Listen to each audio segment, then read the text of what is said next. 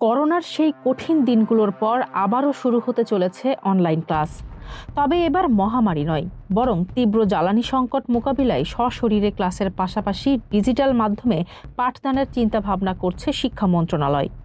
৩১ March মঙ্গলবার সকালে প্রধানমন্ত্রী তারেক রহমানের সাথে এক উচ্চ পর্যায়ের বৈঠক শেষে এই তথ্য নিশ্চিত করেছেন শিক্ষামন্ত্রী এহসানুল হক মিলন। মন্ত্রী জানান, রমজান সহ নানা কারণে তৈরি হওয়া পাঠদানের ঘাটতি মেটাতে আগামী শনিবারও স্কুল খোলা রাখার সিদ্ধান্ত নেওয়া হয়েছে।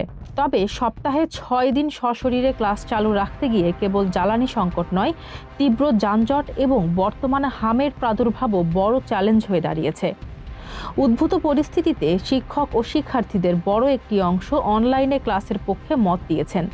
সবার নিরাপত্তা ও সুবিধা বিবেচনায় নিয়ে সশরীরে উপস্থিতির পাশাপাশি অনলাইনেও পাঠদানের প্রাথমিক সিদ্ধান্ত নিয়েছে মন্ত্রণালয়। আগামী ২ এপ্রিল বৃহস্পতিবার মন্ত্রিসভার বৈঠকে এই সংক্রান্ত চূড়ান্ত প্রস্তাব উত্থাপন করা হবে এবং সেখানেই নির্ধারণ হবে সপ্তাহে কতদিন অনলাইনে ক্লাস চলবে। ফারজানা হাসিন, মানবকণ্ঠ।